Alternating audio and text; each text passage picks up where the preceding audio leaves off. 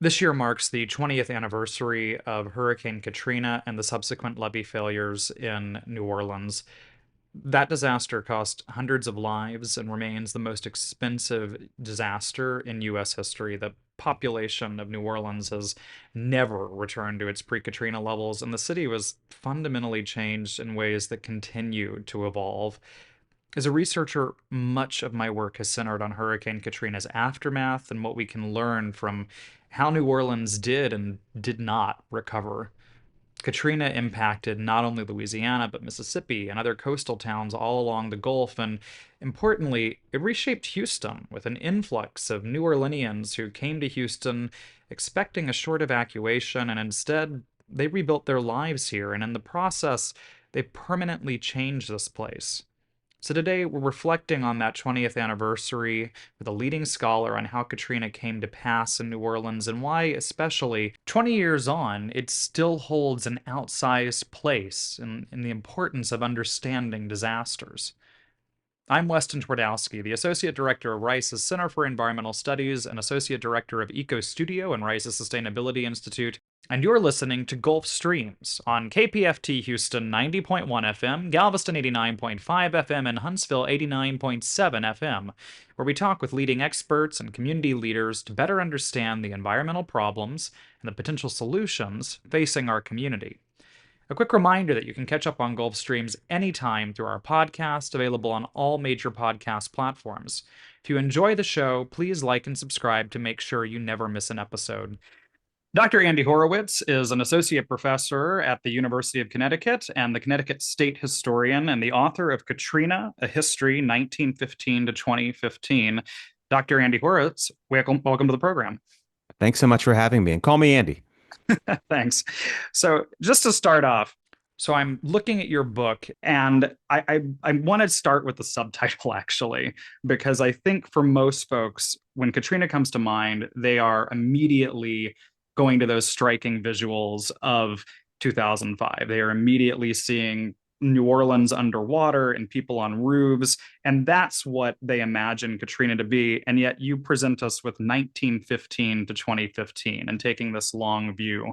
So I want to start there and just say, why 1915? Why are you tracing this back? And why is it important to understand Katrina as not just a singular rupture in August of 2005, but actually a part of a much longer story? Well, thanks for that question. And, I want to say first, just I'm aware that I'm talking to people in Houston. There's probably people listening who were in and around New Orleans and know Katrina in a way. And I know that you know Katrina in a way that I don't. I watched on television from afar. So I hope I have something, I hope that distance gives me some perspective, but I also am talking here with a great deal of humility. And I'm going to talk about this in a way as a scholar would, not necessarily as someone who saw the water firsthand. And I really want to privilege the people who did. But 1915, well, I guess when most people think about Katrina, they think, as you said, about that terrible day on August 29, 2005, when the levees broke. And that sort of fits with a way that most people, I think of disasters in general. We think of them as like acute episodes, like a lightning strike, something that comes out of nowhere. Almost by definition, they're unprecedented. And another way of saying that is that they can appear to be events without histories. And I'm a historian, so I'm allergic to that idea. And in the case of Katrina, even just, very basic questions, to me that were very basic, not simple, but fundamental questions like, why did people live in these neighborhoods that flooded, and what made these particular neighborhoods so vulnerable? You can't answer that question if you start at the moment the levees break. You have to ask a question about before the levees broke. And as I sort of, worked and researched and tried to find an answer, I discovered, much to my surprise, when I started thinking about Katrina, I just assumed that because the media kind of reported this way, that the floodwater washed over Louisiana's most disadvantaged, in fact, America's most disadvantaged citizens, that it was a flood that more or less exclusively affected poor people and black people or poor black people.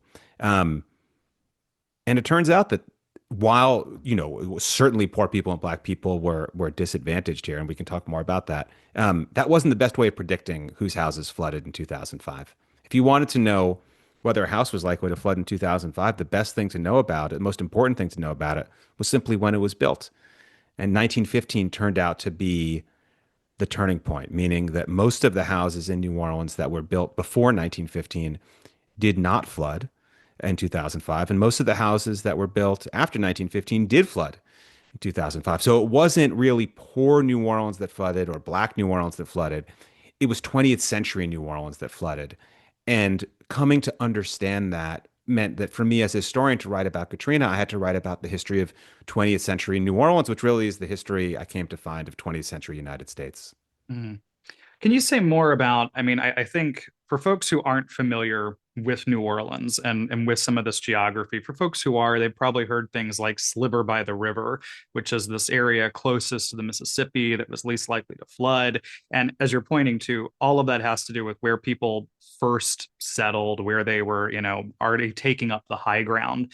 But a number of technological shifts also happened around 1915 that made that 20th century history possible. Can you talk some about why it is that suddenly we're seeing this century difference? Because in some ways, Katrina history 1915, like as I think it's one of the great struggles as historians that we're always coming up against is like, where does one actually begin with these issues? And in a way, you could easily go back to 1717, 1718 with, the founding of New Orleans and the initial construction of levees that Lawrence Powell in his book An Accidental City kind of walks through the year before the founding and how first levees were going up, and within 2 years a flood had come that had knocked them over.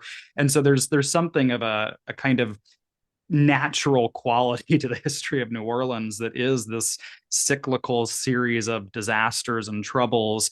And so to take the 20th century, I think, there's certainly a logical argument there, but there's also real changes that start happening in 1915. So can you explain a little bit for us just what's happening in that early period that makes that the right place to start? Well, first, I just want to, admire your question. Historians are just haunted by the question of beginnings and endings. On the ending side, Patterson Hood, the singer and songwriter from the Drive-By Truckers, says the secret to a happy ending is knowing when to roll the credits. And that's true. And the question of where to start is a really difficult one. I remember thinking for a while. I think I had written this actually, and then cut it. It seemed um, in a way grandiose, but I stand by it that the history of Katrina could logically start in the hold of a slave ship, with the Mm-hmm. conquest of a continent, or with the rise of a theology that asks, "Am I my brother's keeper?" Mm-hmm. And because all of those histories made the weather matter in 2005, Yeah. in the way that it did. But specifically in 1915, you're right. There are historical, I think, really defensible historical changes that happen. And the main thing is that, so as you said, people have lived in New Orleans for a very long time, and they have lived on the high ground close to the Mississippi River, which was basically the only place that it was reasonable to build on, and the only place it was reasonably safe from the seasonal flooding that created Louisiana in the first place, um, and built up that high ground from the Big Muddy depositing mud closest to its banks. Um, the early colonial settlers of New Orleans regarded it as an island because it's surrounded by water. They called it the Ile d'Orléans. Uh, and those swamps had long constrained development. Starting in the 1880s, the city of New Orleans had built this massive drainage system, a system of pumps that was designed to drain those swamps that were farther back from the high ground by the Mississippi River.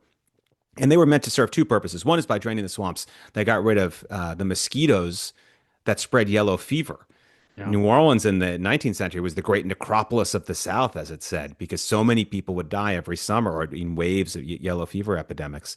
And so draining the swamp made a huge difference in public health, but it also created all of this new developable land. And so the construction of the municipal pump system began in the 1880s, but it was completed right around 1915. And so that was when that land finally became available to developers. And as it happened in September of that year, there was a massive hurricane, um, probably stronger than Katrina, one of the strongest storms of the 20th century. And though it flooded the city and people drowned, people died, the drainage system pulled the water out of the city pretty quickly, and engineers and other observers saw it as a kind of defining test. And I remember sitting in the New Orleans Public Library finding the report from the Sewerage and Water Board, the municipal agency that governs Louisiana's New Orleans pump system. And they said the recent storm shows, the quote is, that there is no reason the city should not continue its developments in all directions, Mhm. meaning that the essentially that New Orleans had solved the problem of flooding was their understanding in 1915. And so the swamps drained, that defining test passed. That was when New Orleans started developing into lower lying areas. And so that's why 1915 made sense to me, and why 1915 is kind of this fulcrum moment in terms of which homes flooded and which didn't. You And I know, think, yeah, go ahead. sorry. I was, I think what's fascinating to me is because what you're already hinting at, and as you said, this is a history both of New Orleans in the 20th century, but also with lessons about the 20th century and development across the country. And that kind of idea, what you're almost hinting at there with that urban sprawl, right? That I don't think we would have called it that in 1915, but this idea of we can move beyond the natural places that a city is safe. And it does seem like today we are continually having to learn lessons about the way we've grown and expanded and the consequences of moving beyond the natural areas or the ways that we've tried to engineer nature. And I'm jumping ahead a bit, but I'm thinking of Hurricane Ida, which, certainly did devastation throughout Louisiana, but actually didn't have a huge death toll in Louisiana, but had immense consequences upstream as the waters moved across the country. And I can still remember really clearly this great op-ed in the New York Times that came out a couple of weeks after, just called, I believe the title was The Water Will Go Where It Wants to. And it was tracing out how where most of those casualties had happened were natural floodplains that had been built over that we had, thought we'd removed a creek and the water moves back into those historic places. And just that we are still living very much the consequences of how we've engineered places, believing we've made them safe, temporarily safe. And in reality, these are places historically we knew we can't live there. This is an area that floods. This is an area that has issues. And the way that we've engineered that continues to have ramifications today. I'm very sympathetic to that argument, but also I get worried about the sort of juxtaposition of the natural and the human activities unnatural, and the natural order of things is discernible to us and one that we always have to respect. So here's an example. Um, I was in Louisiana last week. I put myself into a giant steel missile, filled it up with flammable rocket fuel, lit a match, and hurled myself towards the sun at 500 miles per hour with the perfectly reasonable expectation that I would land on like 100-foot stretch at exactly given time. Had my plane crashed, we wouldn't have said, "Look at this fool like Icarus who flew too close to the sun and his wings melted." We would say, "Oh, the engineer screwed up. That shouldn't happen. We have the expertise to solve that problem." Similarly, we don't expect, when my little kids get an ear infection, we expect that scientific knowledge will prevent them from what could be a deathly illness. They take some antibiotics and they go back to school the next day. And so, we accept highly engineered, highly complicated systems. We rely on them in everything we do, the water grid, the power grid, um, our cars, our planes, our trains, everything. And usually they work. And so I don't, I'm not comfortable with the idea that the history of 20th century New Orleans is sort of one big mistake of sort of human defiance of the natural order. I think, well, let's say this, you brought up Hurricane Ida. The levee system rebuilt after Katrina, which is, I call it the economy model. It's the bare bones, most basic, cheapest version that Congress could authorize that would keep New Orleans in the National Flood Insurance Program. But even that model kept the water out of the city. Uh, and so I think I know engineers say that it was well within the engineering capacity of the Army Corps of Engineers to protect New Orleans from Hurricane Katrina, from that flood and that storm surge.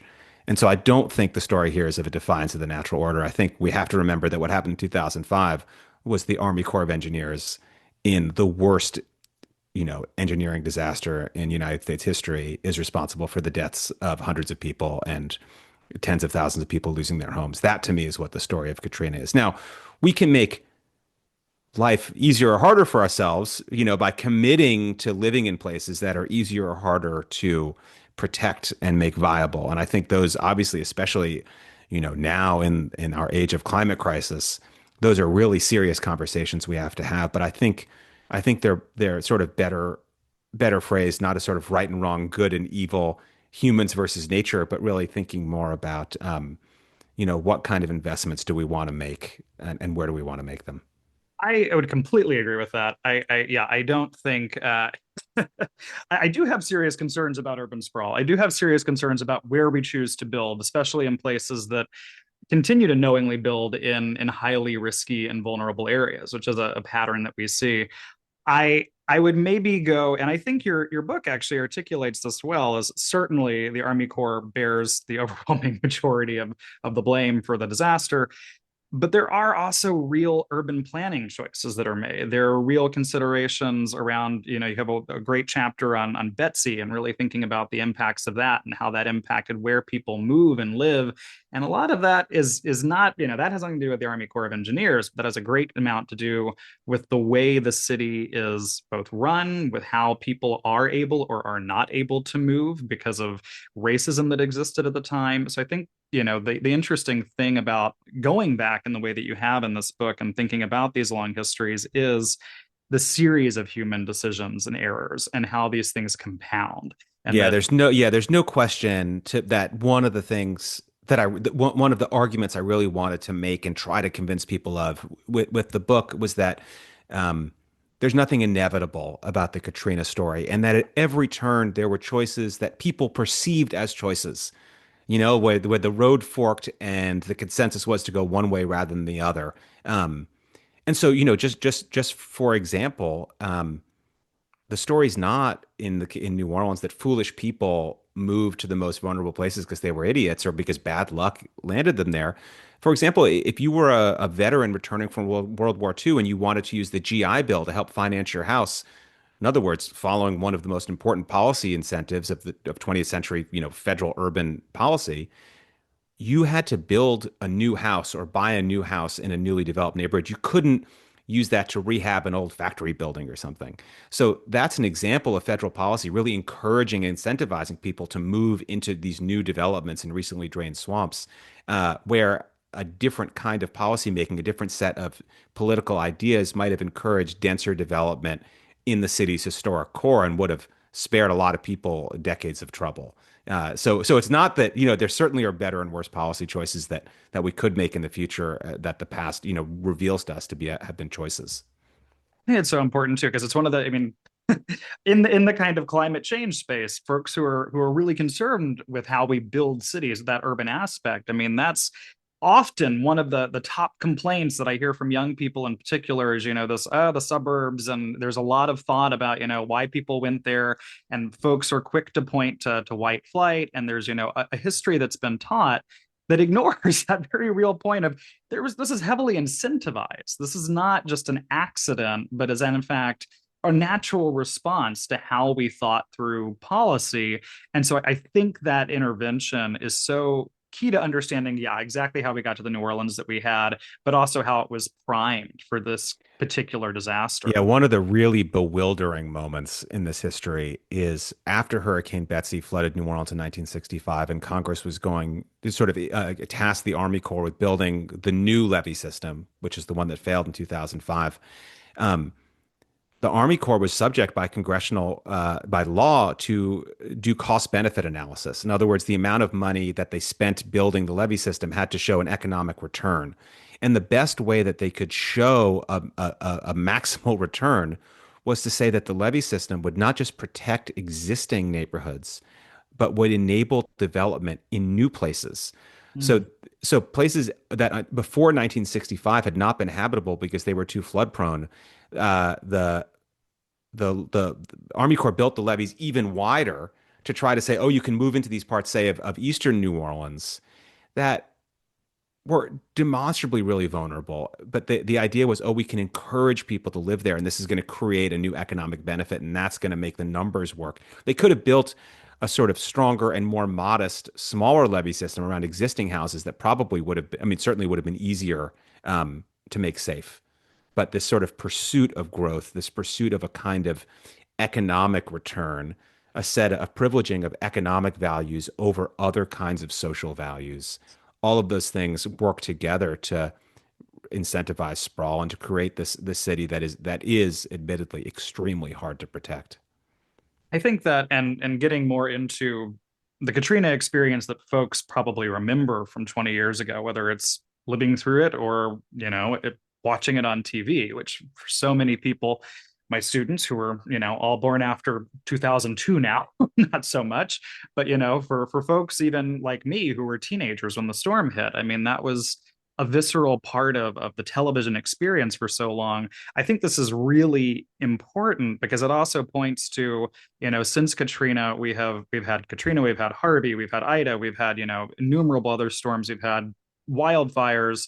And so thinking about the ways that we respond to disasters, post Katrina in particular, I think is something that we just have to continue to grapple with. And this moment that people are reflecting in the wave of kind of new documentaries that are showing up that I keep getting folks texting me. I'm sure you do too. Or have you watched this one yet? And I think that this is an interesting moment to think about what some of those lessons are, and I want to get to that. But first, maybe we actually focus on that experience of Katrina itself. So, can you just walk us through a little? Let's get to the disaster itself. Katrina comes, it hits in August, the levees break. You've mentioned the Army Corps. What are the important things that we should remember, that we should know, if we haven't thought, for those who have not, like me, and have been working on this issue and this history for many years, what are the big takeaways that we should know about this disaster, and why it is still frequently brought up and heralded as a kind of catastrophe of the 21st century?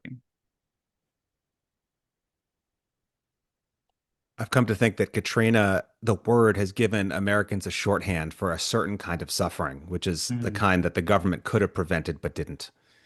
And I think the most important thing to understand about about the flood itself, is that this was not a story of a monster storm that totally overwhelmed man's ability to protect against.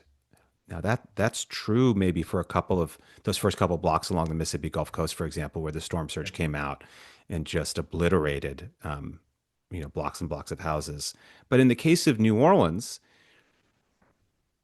the levee system on paper, the one that Congress had authorized and that the Army Corps had been, constructing piecemeal for 40 years, on paper was meant to protect against a storm like this. And so the first thing to say is that this was not, the wrath of nature. This was an engineering failure that caused the flood. That's number one. Number two is that this possibility, the vulnerability, was very widely known and widely predicted and widely discussed among emergency managers in New Orleans, in Louisiana, and at the federal level. And so it was murderously unforgivable that the local, state, and federal government were not prepared for the collapse of the levees. And we saw school buses drowning alongside the people they could have evacuated. mm, Roughly three-quarters of New Orleanians evacuated before the flood because of the mandatory evacuation order. Around 130,000 people remained in the city. That's precisely, more or less precisely, the number of people in New Orleans who didn't have access to a private vehicle. So this was simply a story of people being too poor, lacking the resources to get out of harm's way, a harm that everybody knew was coming. Many people knew were coming. Um, and then, 4 years after September 11th has supposedly refocused the federal government and the George W. Bush administration on something called Homeland Security, Americans discovered that evidently a few feet of water in a city could absolutely floor the federal government. And so it wasn't just one day of no help, people showing up to emergency shelters with no food, no water, no aid. Uh, but it was 2 days of being stuck in your attic. It was 3 days of being stuck on the hot highway overpass. It was 4 days of waving the American flag on your roof, hoping that one of those helicopters might pick you up. And I think for many people watching, it made them question, even just the basic promise of American citizenship. Or forget American citizenship. Wasn't this your due as just a member of the human family, that you would get help in this kind of crisis? And so I think that that the crucible of that week was just so searing that it just changed the way people understood what was possible in the United States. And I think, the litany of bad news that you've listed since then, all the other hurricanes, the floods, the wildfires, the pandemic, all of those in a way are, and I say this with great sadness and fear actually, are much less surprising to us now that we have seen Katrina. I agree with all that. I would also add in the kind of long series of poor responses to the initial disaster. And so, as you mentioned, those days of being on roofs, certainly news footage of things like the Superdome, of the convention center, which were shelters of last resort, all kinds of stories that got out. But over time, hearing about police officers who were turning back people trying to get out of the city, where we have lines of police who are refusing to allow people to escape and move into other neighboring cities. We have stories, in many ways, General Honore is still a hero in New Orleans for when he came down, took control, and told the troops on the ground, these are citizens, do not have guns out. You do not need guns out when you're helping people. And these kind of moments of having to grapple with how unprepared and how ill-equipped I think the federal and other responses were for this kind of scenario where we just didn't expect it. And seeing federal leadership that is, the Speaker of the House at the time talking about bulldozing the city and this idea of a lack of need to rebuild. And so watching that process in the months afterwards and the years afterwards as news continued and continued to come out about these different stories, I think just grappling with that, I think justifiable fear that, if a truly horrific disaster came to my city, how would how would we cope? What would that look like? Because in the images of Katrina, in many ways, I think we could go into a kind of media studies conversation here, but they've informed post-apocalyptic narratives in many ways, and footage can easily be taken directly from that context and imagined onto horror films in different ways, and that I think has this unique staying power for anyone who went through that period. But I don't know if you want to, yeah, jump in. Just the way you bring up movies here and sort of horror films, it is helpful to, I think, remember that a lot of the terrible things that supposedly happened during that week of Katrina were existed only in people's imagination and were informed entirely by sort of cultural histories. The history of racist thought, for example, did not go away simply because New Orleans flooded. And so there were just outrageous, grotesque rumors, uh, uh, cannibalism. The Huffington Post reported there was cannibalism in the Superdome. There were reports of people raping babies. Mm-hmm. Just the most kind of animalistic, projections on Black New Orleanians from afar. And this was a very disordered time, but those things didn't happen. Among the things that would be easiest to measure would be murders because there would be bodies remaining. And the careful study, I think careful, reliable by the New Orleans coroner's office shows that the murder rate in New Orleans fell that week. So there was less murder, when they recovered I don't mean there was less death because there were so many people who drowned, but I mean in terms of homicides. So but people believe that those rumors were true.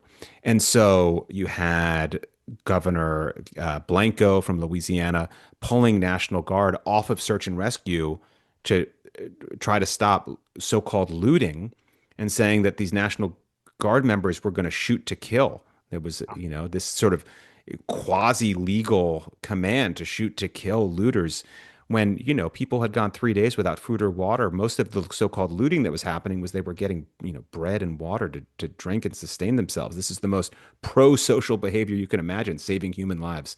And it's just it's such a terrifying thing to realize that when this flood happened, many Americans were inclined to believe that their neighbors would devolve rather instantly into a state of savagery, such that they would be eating each other and raping babies, and that became a controlling cultural and social fact about how people responded is quite disturbing, and we live with that legacy still. I remember those rumors firsthand. I remember hearing that my father was a nurse in the city at the time, and I mean he was back 4 days after the storm, and we would hear things, that they were hearing in the hospital, some of which was legitimate, some of which was completely nonsensical. But I mean, going back and realizing, it took months to kind of sort through, okay, these were just rumors. This was, and none were as extreme as the ones you've given, but even figuring out like, no, things we were hearing about the convention center, that just wasn't happening. And I think that chaos, which fed into this kind of media cycle as well. You mentioned the looting, and I mean, there's famous images of newspapers that, when it's white folks going into stores grabbing bread, they're trying to survive, and when it's black folks on the ground, it's looting, and it's like this is the same exact thing. These are people trying to survive.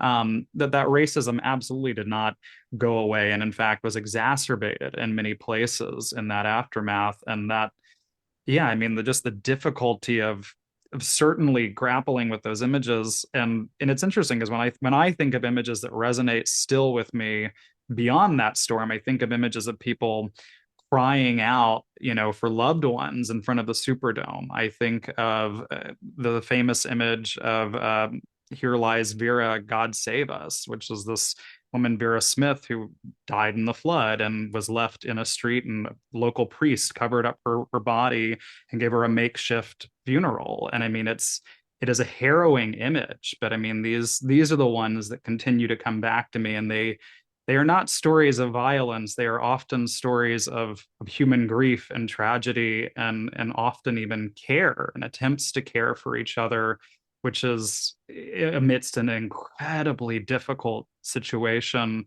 I think, yes, as you're pointing to, where actually most people were trying to exist is, how do I care for the people next to me? How do we care for each other together?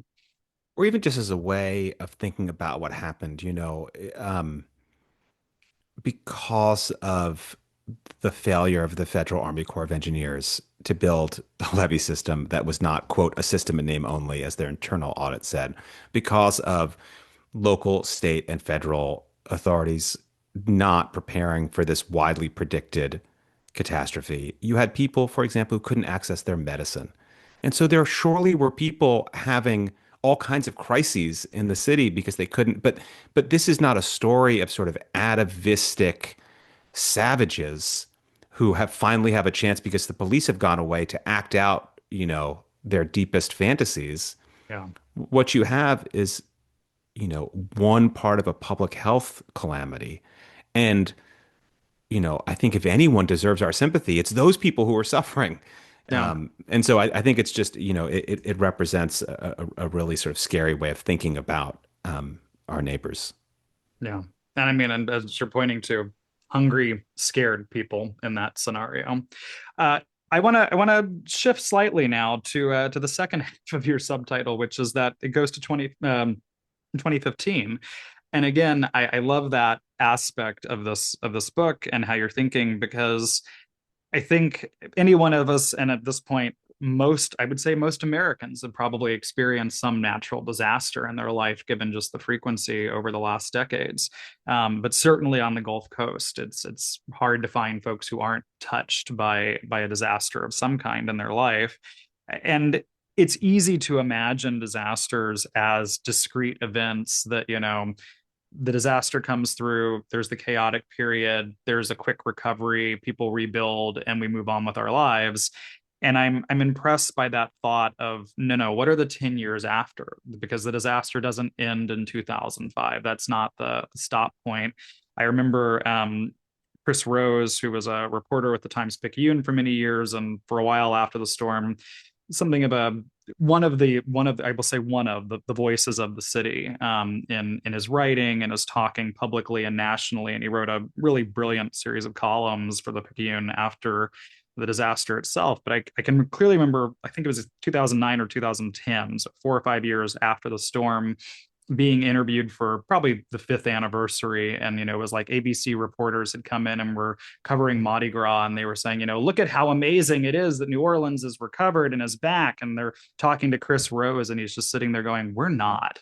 you're here in the French Quarter, you're here at Mardi Gras, you're here covering a couple of blocks. And so you're getting the impression, and if you're a tourist who's just coming through, like, sure, everything seems fine, but let me tell you, you drive down that road, there's still just blocks and blocks of missing houses, missing people. Um, and so, I mean, I think it's one of those things to think about how that recovery process works and who is able to recover quickly and who's not, who's able to return and who's not, if they want to return or not.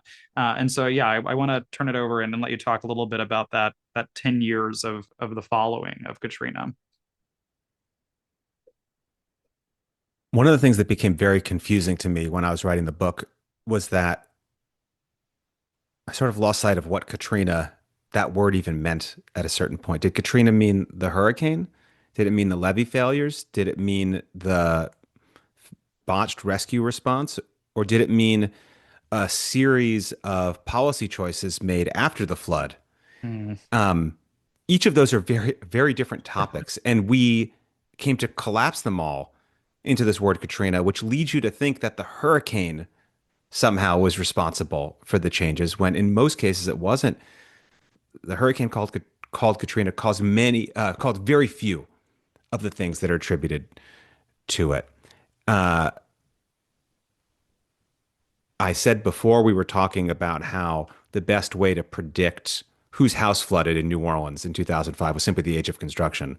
mm, And there was a kind of grim proportionality to flood deaths. 67% of New Orleanians in 2005 were black. 67% of the people who died in the flood were black. So it's sort of what you would predict in yeah. a kind of, I wouldn't use the word fair here. There's nothing fair about the story, but the kind of probabilistic, statistically predictable. Looking at New Orleans 10 years after the flood, the population of the city was down around 100,000. Roughly 92 or 93,000 people of those who were missing were black. So there was a vast racial disparity, which tells you that it wasn't a consequence of where the water settled. The water itself was not the author of New Orleans' future after 2005. It was a suite of policies, often enacted in the name of recovery, that made life comparatively easier for some than for other people, that reapportioned the challenges that the water had posed. So I'll give you one example that to me is pretty clear. New Orleans public housing developments, roughly 5,000 apartments, mostly were built in the 1930s on comparatively higher ground. They were relatively undamaged by the flood. Some didn't flood at all. Some were easily repairable. Uh, they were home exclusively to black families. The city, working with the Federal Department of Housing and Urban Development, decided to shutter and then demolish all of New Orleans public housing. So that was 5,000 black families that couldn't come back to the city because of quote unquote Katrina, but having nothing to do with the flood, but rather it was part of the so-called recovery. And there are, or you know, this the signature recovery program home was called the Louisiana Road Home, and this was the housing recovery policy, billions of dollars that the federal government gave to the state to give to a private contractor to distribute to people in Louisiana. And that program was targeted exclusively, more or less, at homeowners in a city where 51% of the people were renters and the vast majority of the renters were black. And so, or the city decided to disband its public school system and replace it with a confederacy of charter schools. And in doing so, to break the teachers union and lay off all the existing teachers who were a majority black, kind of a bulwark of the black middle class in New Orleans. All of these things, whether or not you think they were wise or foolish policy choices, were policy choices that had nothing to do with the storm called Katrina. And so looking, at New Orleans from the perspective of 2015 or from today, it can be very hard to disaggregate those things. But I thought it was important as a historian to try to make sense of why things happened. We simply want to know who did what to whom and why and when. Uh, so if you want to know who lives in New Orleans today, you actually have to look less at where the water settled and more at those inequalities that existed before the flood and these policy choices made after.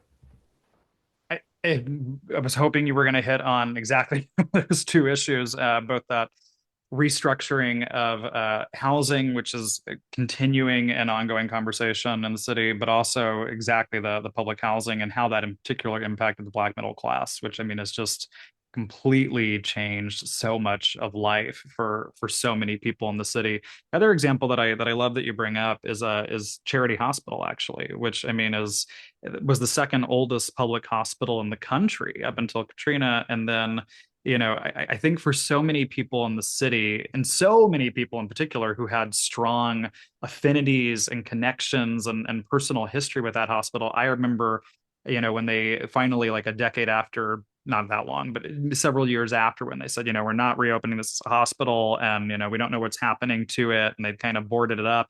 There were constant posts going around social media of people sneaking in and taking parts of the hospital to try to have memories, and posting stories, usually of things like, I was born in this hospital and I want a little piece of it. These doctors saved my life, and like I wanted a piece from that OR. And just the way that people connect to that hospital, which I think folks struggle with at the same time, because it's charity was a deeply imperfect place, to put it nicely, and it's got a complicated history. And yet it's sat there now for a good 20 years, vacant, with kind of constant promises to privatize and redevelop, and nothing ever seems to happen. And that to me feels like a very representative post Katrina story. There are these places that have absolutely flourished and have had massive investment and interest, and there are also areas that have completely privatized, have moved away from any kind of public function, and maybe ceased to exist. And it's made a completely different kind of New Orleans. And we see that reflected in so many different ways. I don't know if you want to jump in on more on that, or.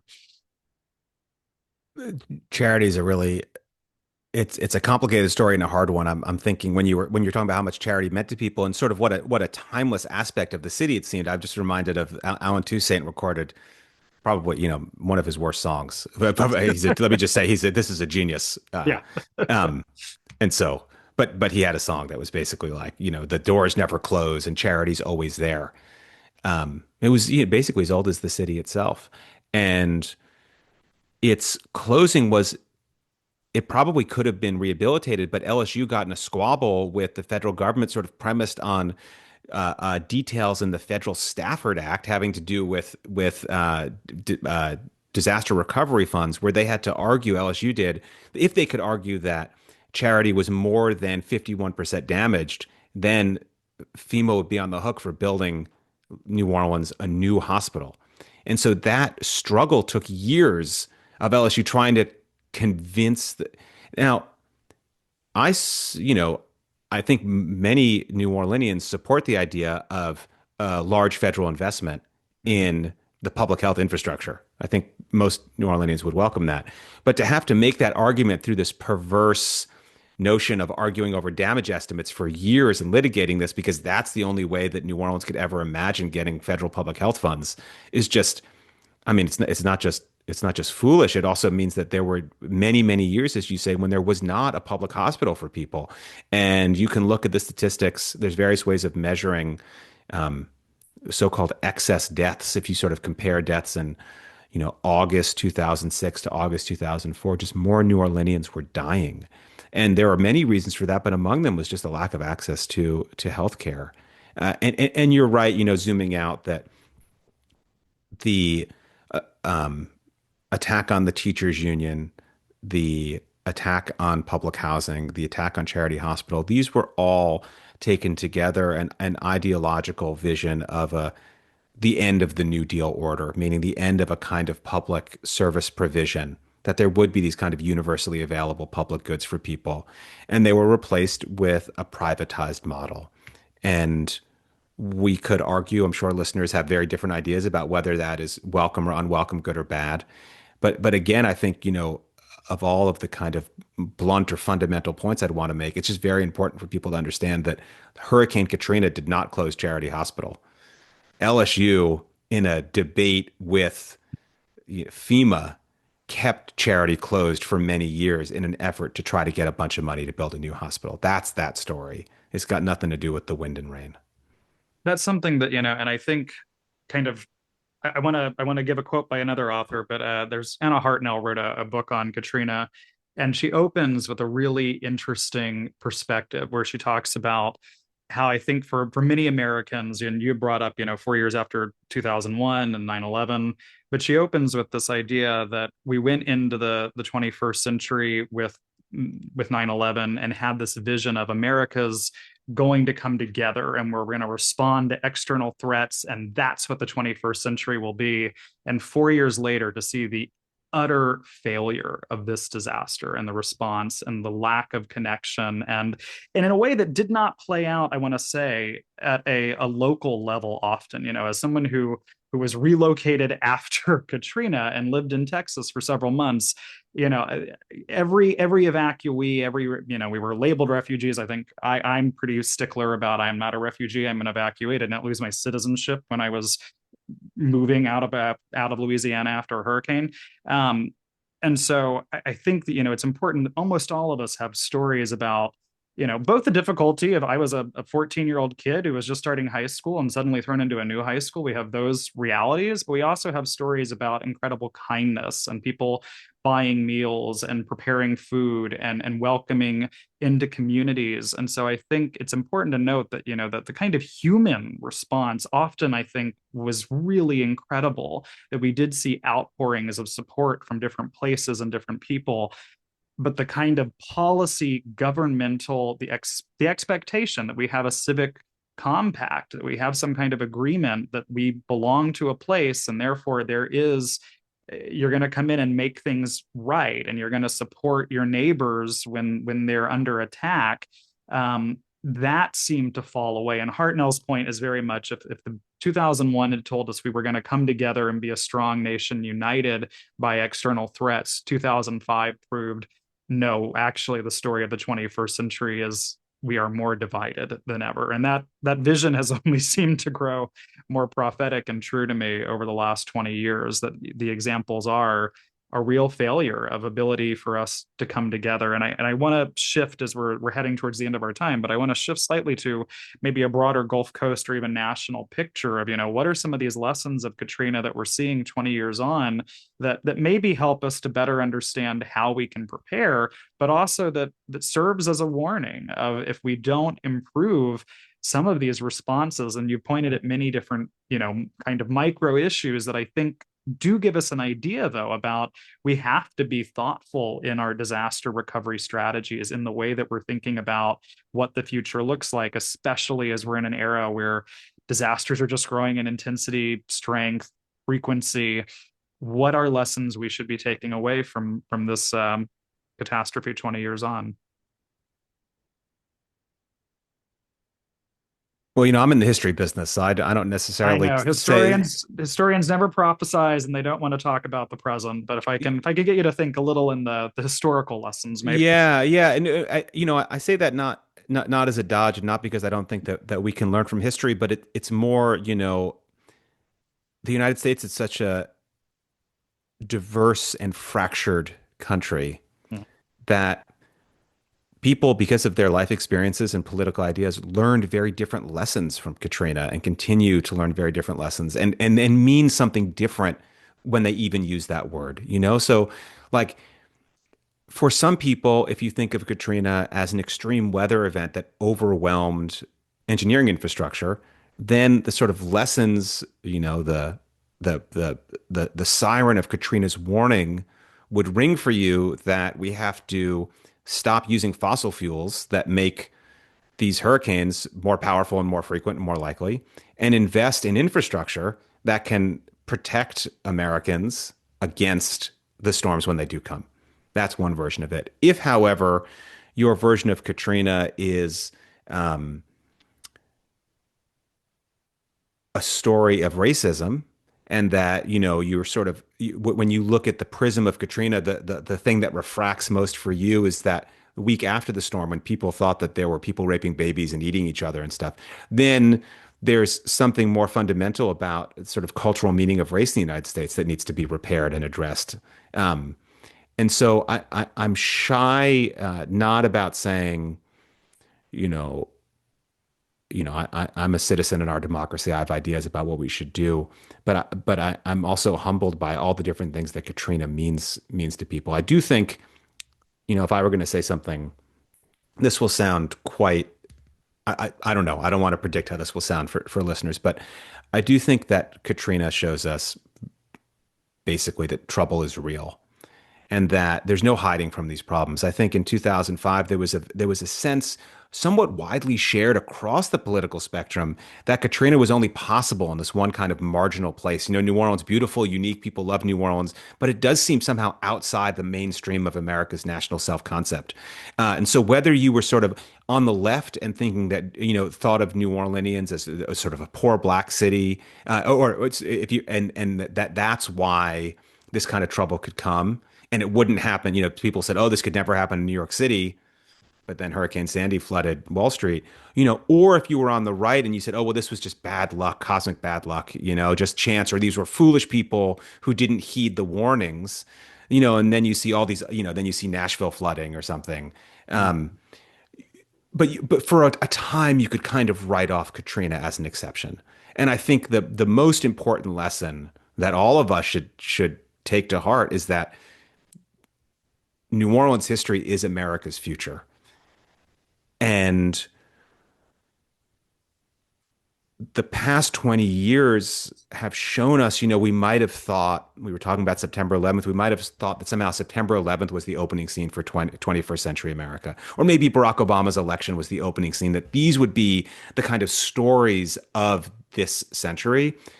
But I think the past 20 years have taught us that really we are living in Katrina's America and that we need to do whatever we can. We are at a very difficult moment in our country's history, but we need to find some way to channel our individual actions toward a collective good if we don't want to end up the people on the overpass or on the roof or, God forbid, in the attic. An ominous, but I think perfect place to stop our conversation today. Andy Horowitz, thank you so much. It's been a delight talking to you. The book is Katrina, A History, 1915 to 2015. Loved having you on. Would love to chat with you again. Thank you so much. Thanks again for having me. That's our show for this week.